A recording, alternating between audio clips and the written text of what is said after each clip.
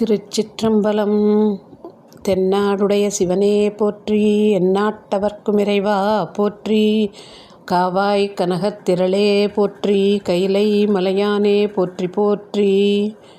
இமைப்பொழுதும் என் நெஞ்சில் நீங்காத இறைவனின் தாழ்வழுத்தி என் குருநாதர் இருக்கும் திசை நோக்கித் தொழுது அடியார் பெருமக்கள் அனைவருக்கும் என் பணிவான வணக்கங்களையும் தெரிவித்துக் கொள்கின்றேன். இன்றைக்கு திருமுறை சிந்தனையிலே 7ஆம் திருமுறை 75வது பதிகம் திருவானைக்கா திருத்தலத்திலே சுந்தரமூர்த்தி சுவாமிகளால் அருளப்பெற்றது. திருவானைக்கா பற்றிய பதிக வரலாறு நாம் அனைவரும் அறிந்ததே. அதனால் பதிக வரலாற்றுக்குள்ள தல வரலாற்றுக்குள்ளே போகாமல் பதிக வரலாறு அவர் மழப்பாடியில் வணங்கிவிட்டு அடுத்தாக்கில் திருவானைக்கா வருகின்றார். அதனால் அவ்வளோதான், வேறு ஒன்றும் அதில் நிகழ்ச்சிகள் எதுவுமே நமக்கு குறிப்பிடப்படவில்லை. இதில் எப்படி சொல்கிறாருன்னா, நிறைய அடியார் பெருமக்கள் எல்லாம் இறைவனை வணங்குகின்றார்கள். இறைவன் நிறைய பெருமைகளை உடையவன். அவனுடைய சிறப்புகளை சொல்லிக்கொண்டே போகலாம். அந்த சிறப்புகள் என்னன்னு விளக்கி கொண்டே போனால் அது விரிந்து கொண்டே போகிறது. அப்பேற்பட்ட இறைவனுக்கு அடியார்கள் எல்லாரும் வணங்குகின்றார்கள். இறைவன் அந்த அடியவர்களை ஆளுகின்றார்.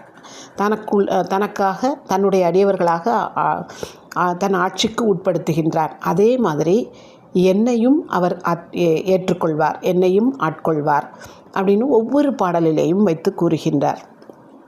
இறைவனின் பெருமையை அவர் கூறப்போகின்ற நேரத்தில் என்ன சொல்கிறாரு, மறைகள் இருக்கே வேதங்கள் அந்த 4ஆகவும் அது தவிர இருக்கின்ற பெரிய நூல்களாகவும் எல்லா நூல்களாகவும் இருப்பவை அத்தனையும் அந்த நூல்கள் மறைகள் அத்தனைக்கும் பொருளாகவும், அதாவது சொற்கள் அதனுடைய பொருள், சொல்லுக்கும் பொருளுக்கும், சொல்லுலகம் பொருளுலகம்னு சொல்லுவோம் இல்லையா, அந்த சொல் அந்த பொருள் அனைத்துமாகவும், அப்புறம் எல்லா சமயங்களும், அந்த நிறைய சமயங்கள் இருக்குது. ஏன்னா நிறைய மக்கள் எல்லாருடைய சிந்தனையும் ஒன்று போல் இருப்பதில்லை. வெவ்வேறான வகையிலே சிந்திப்பார்கள். அவர்களது சிந்தனையிலே எட்டிய அளவுக்கு அவர்கள் கருத்துக்களை கூறுவார்கள்.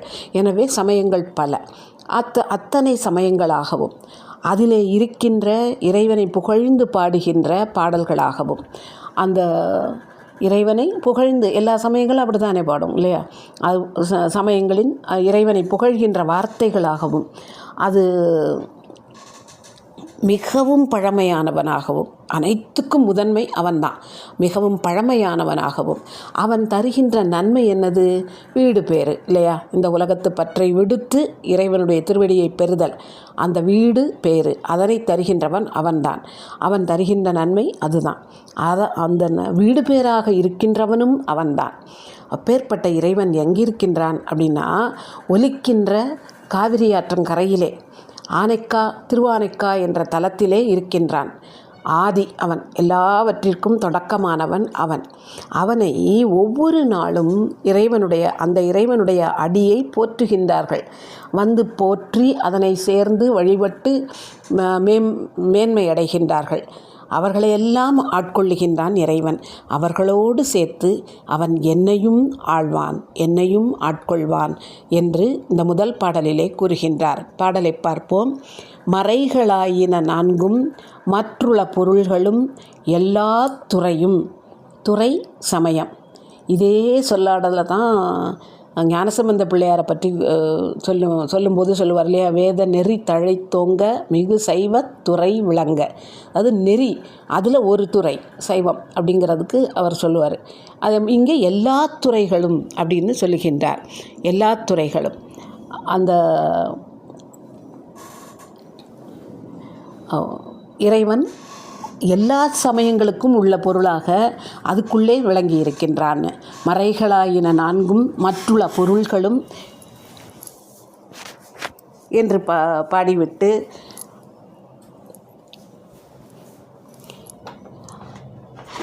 அந்த சொல் பொருள் என்று வேறுபடுத்தி பார்க்கப்படுகிறது. சொல்லுலகம் பொருளுலகம்னு தனியாக சொல்லுவோம் இல்லையா, அதே மாதிரி வேறுபடுத்தி பார்க்கின்றது. அப்படி பார்க்கும் பொழுது அந்த வேதத்திலே விளங்குகின்ற சொல்லாகவும் இறைவன் இருக்கின்றான், அந்த சொல்லுக்குள்ளே இருக்கின்ற பொருளாகவும் இறைவன் இருக்கின்றான். அப்படி இறைவனை எல்லாமாக பார்க்கின்றார்கள். இந்த இந்த பாடலிலும் அப்படித்தான் கூறுகின்றார். மறைகளாயின நான்கும் மற்றுள பொருள்களும் எல்லா துறையும் தோத்திரத்து இறையும். தோத்திரம் வணங்கப்படுதல், புகழப்படுதல். தொன்மையும் நன்மையுமாய அறையும் பூம்புனல். அறையும் என்றால் ஓசை எழுப்புகின்ற. அறையும் பூம்புனல் ஆனைக்காவுடை ஆதியை நாளும் இறைவன் என்று அடிசேர்வார் எம்மையும் ஆளுடையாரே என்று இந்த முதல் பாடலிலே நமக்கு கூறுகின்றார். இறைவனின் பெருமையை விளக்கி பாடுகின்றார். அடுத்து இரண்டாவது பாடலிலே என்ன கூறுகின்றார் என்று பார்த்தால்,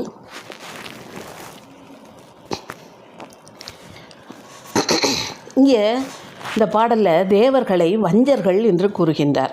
நம்ம தேவர்கள் ஏதோ உயர்ந்தவர்கள், நம்மை விட மேன்மையான பிறப்பெடுத்தவர்கள் அப்படின்னு நினைக்கிறோம்ல, அந்த தேவர்களை வஞ்சர்கள்னு சொல்கிறாரு சுந்தரமூர்த்தி சுவாமிகள். ஏன் வஞ்சர்கள்? ஏன்னா கடலை கடையும் பொழுது, திருப்பார்கடலை கடையும் பொழுது கிடைத்த நஞ்சு இருக்கே, அந்த நஞ்சை கொண்டு வந்து சுவாமிகிட்ட நான் ரொம்ப நல்லபுள்ள மாதிரி நீங்கள் இதை சாப்பிட்டு எங்களையெல்லாம் காப்பாற்றுங்கன்னு கேட்குறாங்க இல்லையா, அதனால் அவர்கள் வஞ்சர்கள். அது அவங்க சாப்பிட்டா அவங்களுக்கு கஷ்டமாகுமா, ஆனால் சாமி சாப்பிடணுமா? சுவாமிக்கு கொண்டு வந்து படைக்கக்கூடியதா இது? நம்ம சுவாமிக்கு வைக்கிறது எவ்வளவு நல்லதாக இருக்கணும்னு நினச்சி தான் படைப்போம் இல்லையா? கண்ணப்ப நாயனார் அவர் கல்வி கேள்விகளிலே சிறந்து விளங்காவிட்டாலும் அதெல்லாம் படித்து உலகியலிலே எல்லாரும் கற்கின்ற கல்வியை அவர் கற்காவிட்டாலும் இறைவனுக்கு படைக்கின்ற இறைச்சி நல்லதாக இருக்கணும் அப்படின்னு நினச்சி கொடுக்கார் இல்லையா? அது ஏன் அப்படி நினைக்கிறோன்னா, அன்பு மேலிட்டால் அப்படி நினைப்போம். நம்ம யார் மீது ரொம்ப அன்பு செலுத்துகிறோமோ அவர்களுக்கு கொடுப்பது எல்லாமே நல்லதாக இருக்கணும் அப்படித்தான் நினைப்போம். ஆனால் இவர்கள் சுவாமிக்கு கொண்டு வந்து நஞ்சை கொடுக்கின்றார்கள், எனவே இவர்கள் வஞ்சர்கள் அப்படின்னு சுந்தரமூர்த்தி சுவாமிகள் சொல்லுகிறார். நல்ல கப்பல் எல்லாம், படகுகள் எல்லாம் போகின்ற கடல், அந்த கடலிலே எழுந்த நஞ்சு அதை இந்த தேவர்கள் எல்லாம் வஞ்சர்கள் அவங்க எல்லாரும் ஒன்றா சேர்ந்து அந்த கஷ்டம் தங்கள் மேலே வந்துடக்கூடாது அப்படிங்கிறதுக்காக சுவாமிகிட்ட கொண்டாந்து கொடுத்து சாப்பிடுங்க அப்படின்னு மட்டும் சொல்லி அதை கொடுத்து அதை உண்டதால் அவர் கழுத்து நீல நிறமாகியது, இருளான கண்டமாகியது. இறைவன் வேதங்கள், ஆகமங்கள், அதன் ஒவ்வொரு பாகம் என்று தனித்தனியாக இருக்கின்ற பிரிவுகள் அனைத்தையும் பாடியவன், அத்தனையும் தந்தவன் இறைவன். அதை ஓதிய அவன் இருக்கின்ற இடம் திருவானைக்கா, அங்கே இருக்கின்ற ஆதி அவன். அவனை அடியார் பெருமக்கள்லாம் என்ன செய்கின்றார்கள் என்றால், அவர் எங்களுடைய ஈசன், எங்களுக்கெல்லாம் தலைவன் அவர் அப்படின்னு சொல்லிட்டு ஒவ்வொரு நாளும் விடாமல் நாளும் அவரை போய் பார்க்குறாங்க. அப்படி பார்க்கறதுனால இறைவன் அவர்களை ஆட்கொள்கின்றான். அதனால் என்னையும் ஆட்கொள்வான். அப்படி அவர்களை ஆட்கொண்டது எனக்கு ஒரு உதாரணமாக இருக்கின்றது. அப்படி இறைவன் நாளும் சென்று வணங்குபவர்களுக்கு அருளை தருவான், ஆட்கொள்வான் அப்படிங்கிறத அந்த அடியார்களை அவன் ஆட்கொண்டதை வைத்து நான் புரிந்து கொண்டேன். எனவே என்னையும் அவன் ஆட்கொள்வான் என்று இந்த இரண்டாவது பாடலிலே கூறுகின்றார். பாடலை பார்ப்போம். வங்கம் மேவிய வேலை நஞ்செழ வஞ்சர்கள் கூடி தங்கள் மேல் அடராமை உண் என உண்டு இருள் கண்டன் அங்கம் ஓதிய ஆனைக்காவுடை ஆதியை நாளும் எங்கள் ஈசன் என்பார்கள் எம்மையும் ஆளுடையாரே என்று வேண்டுகின்றார். அடுத்து மூன்றாவது பாடலிலே என்ன கூறுகின்றார் என்றால், இங்கே அவனுடைய தோற்ற பொலிவை விளக்குகின்றார். நல்ல நீல நிறத்தில் இருக்கின்ற வண்டு, அந்த வண்டுகள் எதை முக்கியதான்? அவனுடைய திருமுடியிலே அணிந்திருக்கின்ற கொன்றை மாலையை மொய்த்து அப்படி சுற்றி வருதான். அப்புறம் அழகான அணிகலன்கள், நேரான அணிகலன்கள் அணிந்த நுட்பமான வேலைப்பாடு அமைந்த அணிகலன்கள் அணிந்த கங்கை அவளை தன்னுடைய திருமுடியிலே வைத்திருக்கிறான் இல்லையா? அது தவிர ஒரு அழகான பிறைச்சந்திரன், அப்புறம் நல்ல கொடிய விஷமுடைய நிறைய பாம்புகள், அது அவ்வளத்தையும் சடையில் ஊற விட்டுருக்கான். இப்படிப்பட்ட செஞ்சடை உடையவன் அவன் ஆலமரத்தின் கீழ் அமர்ந்து அறமுறைத்தவன். அவன் ஆனைக்காவிலே இருக்கின்ற ஆதி. அவனை ஒவ்வொரு நாளும் இந்த அடியார்கள் எல்லாம் என்ன செய்கின்றார்கள் என்றால், தங்களோடு அவன் பொருந்துகின்றவாறு பொருந்தி வணங்கினால்தான் அந்த வணக்கத்திலே ஒரு மதிப்பு உண்டு இல்லையா? என் மனசு எங்கேயோ சுற்றிட்டு இருக்கும், என் கை மட்டும் கும்பிட்டுக்கிட்டு இருந்ததுன்னா என்ன அர்த்தம்? அது சரியில்லை இல்லையா? அதனால் மனது, கண், என்னுடைய பொறிப்புலன்கள், என் மனசு எல்லாம் இறைவனோடு பொருந்தி அவனை வணங்க வேண்டும். வணங்குகின்ற அடியார்கள், அப்படி வணங்க வல்லவர்கள். அப்போ இவர் என்ன சொல்கிறாருன்னா, ரொம்ப உண்மையான மெய் அடியார்கள் இருக்காங்களே, அவங்களுக்கு தான் இப்படி பொருந்துமாறு வணங்க முடியும்.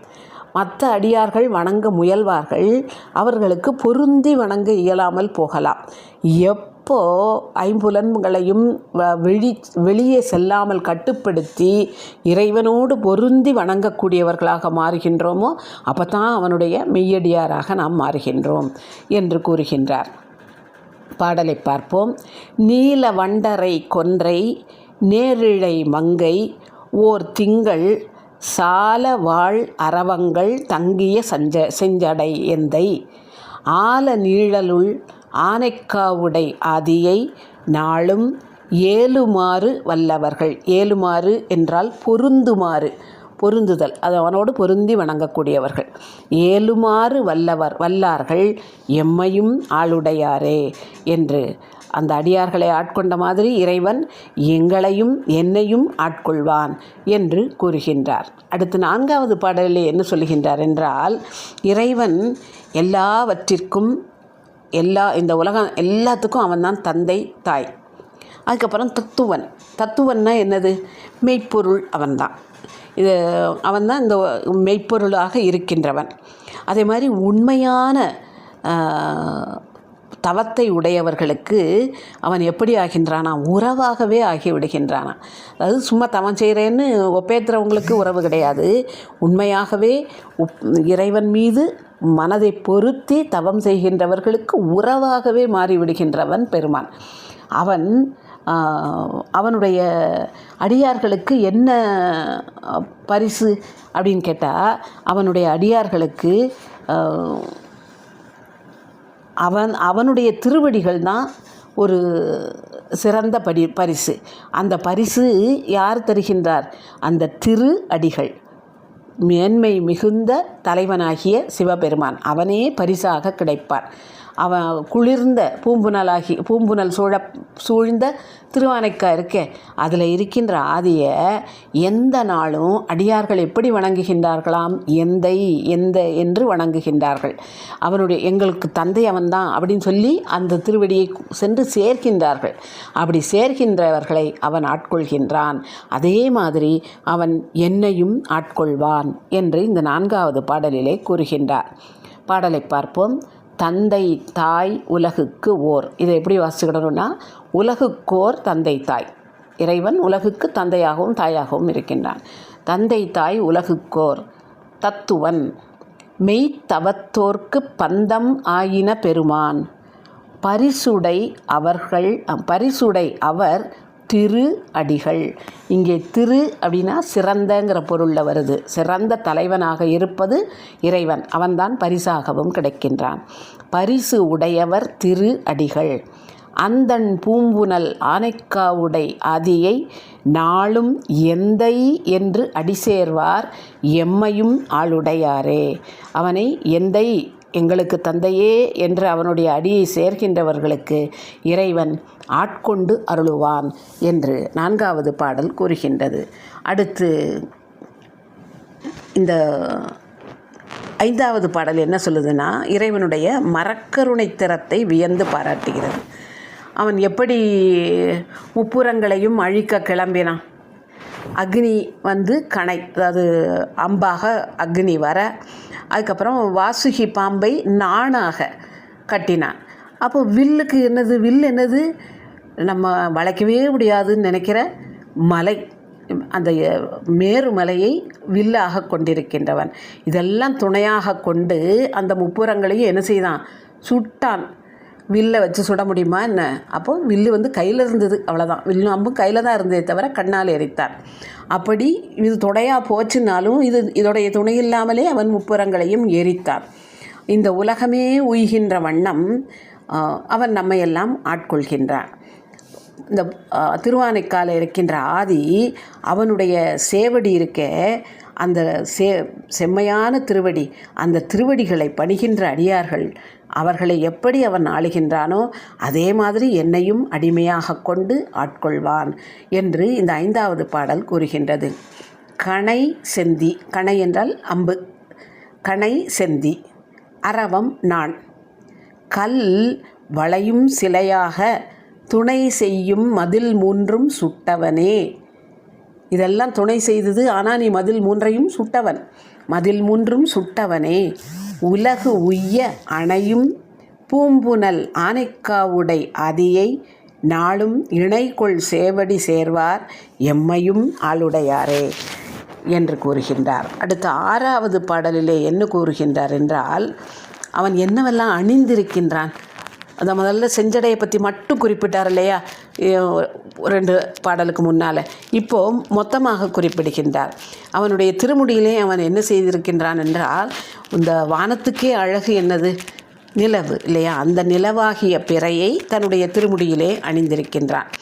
அவன் அணிந்திருக்கின்ற அணிகலன்கள் இருக்கின்றனவே அவை விலை மதிப்பில்லாதவை என்று கூறுகின்றார். இது விலையிலி என்ற சொல்லை சொல்லி கூறுகின்றார். ஒன்று, அவன் அணிந்திருக்கின்ற ஆபரணங்கள், அதனால் அவைக்கு விலை மதிப்பிடவே முடியாது. இன்னொரு காரணமும் சொல்லலாம். எப்படின்னா, அவன் தங்கம், வைரம், வைடூரியம் அப்படி அணிகலன் அணியலை, எலும்பும் கபாலம் இவற்றைத்தான் அணிகலனாக அணிந்திருக்கின்றான். அதனால் நீங்கள் அதுக்கு விலை சொல்ல முடியுமா? முடியாது. அவை விலை அதுக்கு விலை கிடையாது இல்லையா? நீங்கள் தங்கம் வாங்கணுன்னா தான் காசு கொடுத்து வாங்கணும். எலும்பு கபாலம் எல்லாம் அணிகலனாக அணிந்திருக்கவன் என்ன விலை கொடுத்தா வாங்கியிருப்பான் அவற்றை. அதனால் விலையில்லாத அணிகலன்களை அணிந்திருக்கின்றான். அவனுடைய ஒரு பாகத்திலே நல்ல இசை போல இருக்கின்ற, இசைக்கு நிகரான இனிய மொழியை உடைய உமைமங்கையை ஒரு பாகத்திலே கொண்டிருக்கின்றான். இப்படிப்பட்ட தோற்றத்தோடு இருக்கின்ற அவன் விடை மீது மகிழ்வோடு ஏறி வருகின்றான். எங்களுக்கெல்லாம் தலைவன் அவன், ஆனைக்காவிலே இருக்கின்ற ஆதியும் அவன். ஒவ்வொரு நாளும் அவனை நினைக்கின்றவர்கள் யார்? அவனுடைய அடியார்கள். அவர்களை ஆட்கொண்டது மாதிரியே என்னையும் இறைவன் ஆளுதல் உடையவன் என்று கூறுகின்றார். பாடலை பார்ப்போம். 6வது பாடல். விண்ணின் மாமதி சூடி விலையிலி கலன் அணி விமலன் பண்ணின் நேர்மொழி மங்கை பங்கினன் பசு உகந்து ஏறி அண்ணலாகிய ஆனைக்காவுடை ஆதியை நாளும் எண்ணுமாறு வல்லார்கள் எம்மையும் ஆளுடையாரே. அவை ஒவ்வொரு நாளும் அவனை நினைக்க வல்லவர்கள், அவங்கள மாதிரியே அவன் என்னையும் ஆட்கொள்வான் என்று கூறுகின்றார். அடுத்து 7வது பாடலிலே என்ன கூறுகின்றார் என்றால், ஒரு பழைய வரலாற்றை நமக்கு நினைவூட்டுகின்றார். சோழ மன்னன் ஒருவன் காவிரியில் போய் குளிக்கின்றான். அப்படி குளிக்கும் பொழுது அவன் கழுத்திலே அணிந்திருந்த முத்து வடம் ஆற்றோடு போய்விட்டது. அப்போது குளித்து முழித்து வெளியில் வந்தப்புறம்தான் முத்து வடத்தை காணுங்கிறத கண்டுபிடித்து விட்டு கையெடுத்து கும்பிட்டு, சுவாமி நீயே ஏற்றுக்கொள், என்னுடைய முத்து மாலை காவேரிக்கு காவிரியில் போயிட்டு அந்த முத்து மாலையை நீயே ஏற்றுக்கொள்னு அவர் வேண்டுகோள் வைத்தார். இறைவன் வேண்டத்தக்கது அறிந்து வேண்ட முழுதும் தருபவன் இல்லையா? அதனால் அவர் வேண்டியதை அப்படியே நிறைவேற்றி விட்டார். ஏன்னா அங்கே திருவானைக்கால இருக்கின்ற பெருமானுக்கு அபிஷேக நீர் இங்கே காவிரியிலேருந்து எடுத்துகிட்டு வருவாங்க. அப்படி அங்கிருந்து முகர்ந்து எடுக்கும் பொழுது அந்த முத்துவடம் நீரோடு அந்த குடத்திற்குள் சென்று விடுகிறது. அப்புறம் அந்த தண்ணியை கொண்டு போய் சுவாமிக்கு அபிஷேகம் பண்ணும்போது அவருடைய கழுத்திலேயே அந்த முத்துவடம் விழுகிறது. இவர் அதுதானே சொன்னார், நீரே ஏற்றுக்கொள்னார்ல, அவரே ஏற்றுக்கொண்டார். அப்படி அடியார்கள் கேட்கின்றதையெல்லாம் செய்யக்கூடியவன் நீ. அன்னைக்கு அவர் சொன்ன மாதிரி ஆரத்தை கொண்டவன் நீ. அப்போ எனக்கும் நீ கண்டிப்பாக அருள் புரிவாய். எனக்கு அதில் ரொம்ப நிச்சயமாக நான் உறுதியாக நம்புகிறேன்.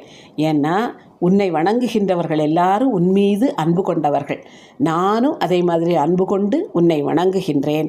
எனவே இறைவா, நீ என்னுடைய வேண்டுகோளையும் ஏற்று என்னையும் நீ ஆட்கொள்வாய், எனக்கு அது நிச்சயமாக தெரியும் என்று கூறுகின்றார். 7வது பாடல். தாரமாகிய பொன்னி தன் துறை ஆடி விழுத்து நீரில் நின்று அடி போற்றி நின்மலா கொள் என அங்கே ஆரம் கொண்ட எம் ஆனைக்காவுடை ஆதியை. இது அந்த தலத்திலே நிகழ்ந்த ஒரு அற்புதத்தை நமக்கு அகச்சான்றாக கூறுகின்றார். ஆனைக்காவுடை ஆதியை நாளும் ஈரம் உள்ளவர் நாளும் எம்மையும் ஆளுடையாரே. நான் ஒவ்வொரு நாளும் உன் மேலே நாள்தோறும் உன் மேலே அன்பு செலுத்தி கொண்டே இருக்கின்றார்கள். அதே மாதிரி நாள்தோறும் நானும் அன்பு செலுத்துகிறேன், நீயும் என்னை ஆட்கொள்வாயாக என்று கேட்கின்றார். இந்த 7வது பாடல் நமக்கு ஒரு வரலாற்றை கூறி, முன்பு நடந்த ஒரு நிகழ்வினை, அற்புதத்தை கூறி அமைகின்ற பாடலாக உள்ளது. அடுத்து 8வது பாடலிலே என்ன சொல்லுகின்றார் என்றால், அதே மாதிரி அவனுடைய தோற்றப்பொழிவு, அவனை வர்ணிக்கின்றார். இப்படி நீங்கள் கற்பனை செய்து கொள்ளலாம் இறைவனை என்று. இறைவன் மான் தோலை கொண்டிருக்கின்றான், புலித்தோலை கொண்டிருக்கின்றான். நல்ல வலிமை மிகுந்த மான், அதனுடைய தோல், அப்புறம் புலியின் தோல், இது எத்தனையும் கையில் புலித்தோலை அணிந்திருக்கின்றான். மான் தோல் முப்புரி நூலிலே இருக்கும் இல்லையா. அதுக்கப்புறம் அவன் திருமுடியிலே கொன்றை மாலை அணிந்திருக்கின்றான். அந்த கொன்றை மாலை அப்படியே மனம் வீசுது. அப்படிப்பட்ட கொன்றை மாலையை விரிசடையிலே அணிந்திருக்கின்றான். அது கூடவே பிறைச்சந்திரனையும் அணிந்திருக்கின்றான். நிறைய பாம்பெல்லாம் அதில் கட்டி வச்சிருக்கான். அப்படி இருக்கின்ற ஆனைக்காவின் ஆதி, அவனை நான் எப்படியெல்லாம் வணங்கணும்? அடியார்கள் எப்படியெல்லாம் வணங்குறாங்க? அவங்க தானே எனக்கு உதாரணம். அடியார்கள் நாளும் வணங்குகின்றார்கள், எல்லா நாளும் அவரையும் வணங்குகின்றார்கள். சரி, நாளுன்னா அப்போ இன்றைக்கி காலையில், அப்புறம் நாளைக்கு ராத்திரி, அப்புறம் நடுவில் எனக்கே ஒரு நாள் நடுப்பகல், அப்படி இல்லாமல் வணங்குனாங்க இல்லை. ஒவ்வொரு நாளும் வணங்குனாங்க. இரவும் பகலும் எப்பவுமே ஒன்று ஏற்றி கொண்டே இருந்தார்கள். அவங்க எனக்கு உதாரணமாக இருக்கின்ற காரணத்தினால், எடுத்துக்காட்டாக இருக்கின்ற காரணத்தினால், நானும் உன்னை நாளும் வணங்குகின்றேன், இரவும் பகலும் எப்பொழுதும் வணங்குகின்றேன். எனவே நீ என்னையும் ஆட்கொள்வாய், எனக்கு அது தெரியும் என்று கூறுகின்றார். பாடலை பார்ப்போம். 8வது பாடல். உரவம். உரவம் என்றால் வலிமை என்று பொருள். உரவம் உள்ளதோர் உழையின் உரி. உழை மான், உழையின் உரி. உரி என்றால் தோல். புலி அதழ் உடையானை, விரைகொள் கொன்றையினானை, விரிசடை மேல் பிறையானை, அரவம் வீக்கிய ஆனைக்காவுடை ஆதியை, நாளும் இரவும் எல்லியும் ஏத்துவார் எம்மை ஆளுடையாரே என்று நமக்கும் வழிகாட்டுகின்றார். நாள்தோறும் ஏற்ற வேண்டும், இரவும் பகலும் ஏற்ற வேண்டும் என்று. அடுத்து 9வது பாடலிலே என்ன கூறுகின்றார் என்றால், இறைவன் யாருக்கு எப்படியெல்லாம் அருளுகின்றான் என்று அவன் கருணை புரிகின்ற திறத்தை கூறுகின்றார். அறக்கருணை மரக்கருணை என்று இரண்டையுமே ஒன்றாக கூறுகின்றார். இறைவனை வலம் அவனுடைய திருக்கோயிலை சூழ்ந்து நம்ம கால்களால் பயனின் அவனுடைய திருக்கோயில் வலம் வணங்காத நமக்கு கால்களால் பயனே கிடையாதுன்றார் இல்லையா நாவுக்கரசர். இங்கே அவரை ஏன் அப்படி வலம் வருகின்றார்கள் இல்லையா, அவர்களுக்கு அவர்களுடைய கொடுமையான வினை இருக்கே, அந்த வினை அதை எல்லாத்தையும் தீர்த்து வைக்கிற மருந்தாக இருப்பான் அவன். அப்போது எல்லாருக்கும் அந்த வினையை விட்டு நீங்கணுங்கிற ஆசை இருக்கத்தானே செய்யுது. அந்த வினை நீங்கணும்னா நாம் செய்ய வேண்டியது என்ன?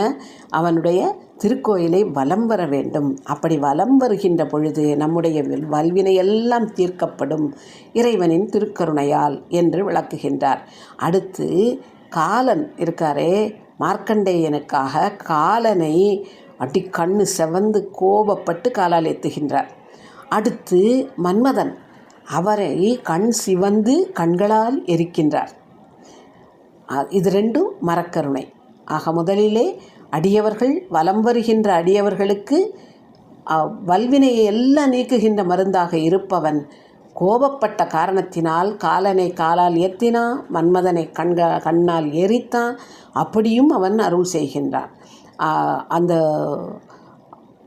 அப்பேற்பட்ட இறைவன் அலைகின்ற அசைகின்ற நீரால் சூழப்பட்ட ஆனைக்காவிலே இருக்கின்ற ஆதியாக திகழ்கின்றான். அவனுடைய திருவடி அது எப்படி இருக்கின்றது? ஒவ்வொரு நாளும் எல்லா நாளுமே துலங்குகின்றது, ஒளி வீசுகின்றது, விளங்கத் தோன்றுகின்றது. அப்படிப்பட்ட திருவடியை நாம் போய் சேர்ந்தால் இறைவன் அந்த வந்து சேருகின்ற அடியார்களுக்கு என்றைக்கும் அருளுவான். அதே மாதிரி என்னையும் ஆட்கொண்டு என்னையும் அடிமை கொள்வான் என்று அந்த 9வது பாடல் கூறுகின்றது. பாடலை பார்ப்போம். வலங்கொள்வார் அவர் தங்கள் வல்வினை தீர்க்கு மருந்து, கலங்க காலனை காலால் காமனை கண் சிவப்பானை. காலனை காலால் எத்தினான், காமனை கண் சிவந்தான். அது ரெண்டே வரியில் சொல்லி முடிச்சிருந்தார். கலங்க காலனை காலால் காமனை கண் சிவப்பானை, அலங்கல் நீர் பொறும் ஆனைக்காவுடை ஆதியை, நாளும் இலங்கு சேவடி சேர்வார் எம்மையும் ஆளுடையாரே என்று அந்த திருவடியை சென்று நாம் சேர்வோம் என்று கூறிவிட்டு அடுத்து 10வது பாடலாக அமைந்திருக்கின்றது பதிக பலன் சொல்லுகின்ற பாடல். இறைவன் எப்படி பெருமை, எவ்வளவு பெருமை கொண்டவன்? திருமாலுக்கு சக்கரம் கொடுத்தவன் அவன். அப்படி சக்கரத்தை ஏந்தி இருக்கின்ற திருமாலுக்கு அருள் புரிந்ததே சிவபெருமான் தான். அவன் எங்கே இருக்கின்றான்? திருவானைக்காவிலே இருக்கின்ற ஆதியாக இருக்கின்றான். அவனுடைய திருவடி நிழலே சரண், அதுதான் நமக்கு காப்பு அப்படின்னு சொல்லி அவனுடைய திருவடியை பற்றி கொண்டிருக்கின்றவர்கள் அவர்களை ரொம்ப தன்னுடைய அருளால் அவர்களை வாழ்த்தி அவர்களை ஆட்கொள்ளுகின்றான் இறைவன். அப்படி ஒரு வாழ்வு கிடைத்தது யாருக்கு? வன்தொண்டனாகிய எனக்கு. நான் பாடிய இந்த வன்மையான தமிழ் இருக்கே, அந்த மாலையை சொல்லுகின்றவர்கள் 7 வகை பிறப்பு இருக்கு இல்லையா, அந்த 7 வகை பிறப்பும் அற்று நல்ல இறைவனுடைய திருவடியிலே சென்று சேர்வார்கள். அதாவது திரும்ப திரும்ப பிறக்கின்ற பிறப்பே கிடையாது. 7 வகை பிறப்பு அப்படிங்கிறது நம்ம எல்லாரும் தெரிஞ்சது தான். இருந்தாலும் திரும்பவும் சொல்கிறேன். தேவர், மனிதர், விலங்கு, பறவை, ஊர்வன, நீர்வாழ்வன, தாவரம் ஆகிய இத்தனையும் இந்த பிறப்பில் ஒன்று கூட ஒரு இதுலேயும் போய் சேர்ந்து பிறக்காமல் அப்படியே மேலே சென்று, அதாவது சிவலோகம் சென்று வாழ்வார்கள். ஏன்? என்னையும் இறைவன் அடிமையாக கொண்டு ஆட்கொள்வான். அதனால் இந்த பாடல்களை பாடினவங்க எல்லாத்துக்கும் அவன் ஆட்கொள்ளுகின்ற அந்த அருள் கிடைக்கும் என்று கூறுகின்றார். 10வது பாடலை பார்ப்போம். ஆழியார்க்கு, ஆழி என்பது இங்கே சக்கரம். ஆழியார்க்கு அருள் ஆனைக்காவுடை ஆதி பொன்னடியின் நிழலே சரணாக,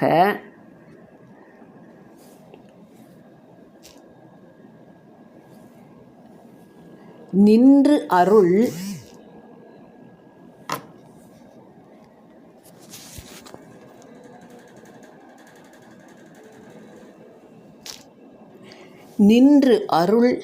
கூற நினைந்து வாழ வல்ல வன்தொண்டன் வண்டமிழ் மாலை வல்லார் போய் 7 மா பிறப்பற்று எம்மையும் ஆளுடையாரே என்று இந்த 10வது பதிக பலன் சொல்லுகின்ற பாடல் நமக்கு அருள் புரிகின்றது. எந்த வகையான பிறப்பும் இல்லாமல் இறைவனுடைய திருவடியிலே சென்று அந்த வீடு பேற்று நிலையை அடைகின்ற வழியை கூறுகின்ற பாடலாக இந்த பதிகமாக இந்த பதிகம் அமைந்திருக்கின்றது என்று கூறி நம்மை எப்படி வழிபட வேண்டும், இறைவனின் திருத்தோற்றம் என்ன என்பதையெல்லாம் கூறுகின்ற இந்த பதிகம். நாளும் வழிபட வேண்டும், மனம் ஒன்றி வழிபட வேண்டும், எல்லியும் பகலும் வழிபட வேண்டும், அடியார்களோடு இணைந்திருந்து வழிபட வேண்டும். சொல்லாகவும் பொருளாகவும் அனைத்துமாகவும் இறைவனை கண்டு அவனை வழிபட்டால், அவனை வழிபடுகின்ற அடியாரோடு சேர்ந்து வழிபட்டால், அடியார்களை எப்படி இறைவன் ஆட்கொள்ளுகின்றானோ அதே மாதிரி என்னையும் ஆட்கொள்வான், எம்மையும் ஆட்கொள்வான், எல்லாரையும் ஆட்கொள்வான் என்று கூறிய இந்த பதிகத்தை நிறைவு செய்து விடைபெறுகின்றேன். நன்றி, வணக்கம். அருள்நிறை ஜம்புகேஸ்வரர் திருவடிகள் போற்றி போற்றி, அருள்நிறை அகிலாண்ட நாயகி திருவடிகள் போற்றி போற்றி. ஆதி வாழிய, அஞ்செழுத்தோடு வெண்பூதி வாழிய, புண்ணியர் வாழிய, நீதி வாழிய, நீழ்புவி வாழிய, கோதில் சைவ குலமிக வாழிய. திருச்சிற்றம்பலம்.